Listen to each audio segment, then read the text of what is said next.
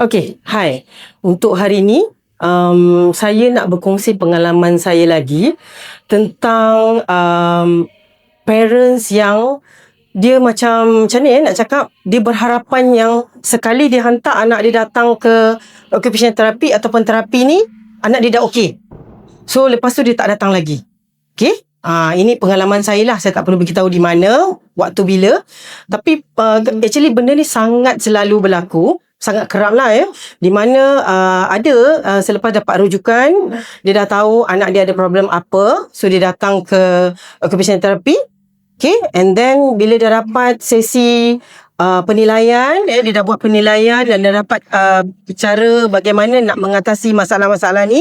Dan kita dah bagi tahulah. Padahal masa tu baru sekali dua datang ya. Jadi kita kena faham, bila sekali dua datang, dia takkan on the spot boleh anak you secara miracle boleh buat semua benda.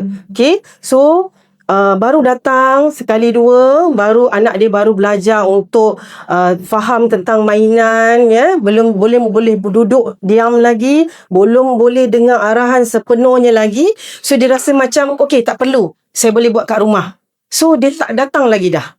So pada saya, selepas beberapa lama, so dia hantar anak dia, mungkin dia hantar anak dia ke tadika ataupun mana-mana kelas kelas integrasi atau apa saja. Kemudian tiba-tiba kita dapat balik rujukan daripada pakar kanak-kanak yang sama. Okay, bila kita tanya, sebab kebetulan kita occupational therapy kita tak ramai jadi kita boleh jumpa. Dan kita pun tahu, ini kita pernah jumpa dulu. Masa tu umur dia sekian-sekian. So bila dia datang sekarang, keadaan dia jadi lebih teruk. Dia langsung tak boleh dengar arahan. Dia dah start jadi tingkah laku yang bermasalah. Dia dah mula buat benda-benda yang tak sepatutnya dia buat. Apatah lagi dengan pembelajaran memang dah jauh lah, tak boleh nak dapat. Jadi dengan itu, kita boleh nampak lah betapa ruginya ibu bapa bila dah dapat peluang, dah dapat rujukan daripada pakar, dah datang ke occupational therapy, teruskanlah. Selagi pihak kami tak bagi tahu bahawa benda ni dah perlu berhenti ataupun dah perlu boleh meneruskan sesi terapi ni ke bahagian yang lain. Contohnya dah boleh masuk sekolah, dah boleh masuk tadika yang lebih better, kan?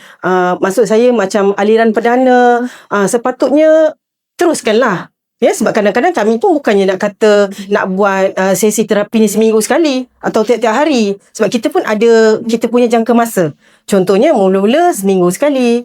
Kemudian kita jarakkan. Bila kita nampak dah ada perkembangan, kita akan jarakkan. Sebulan sekali, 2 bulan sekali. Sampailah kanak-kanak tu mencapai perkembangan dia. Okay? Jadi diharapkan semua ibu bapa ambillah iktibar dengan cerita saya ni. Untuk terus dapatkan terapi ataupun rawatan dari pihak-pihak yang berkaitan untuk perkembangan anak-anak anda.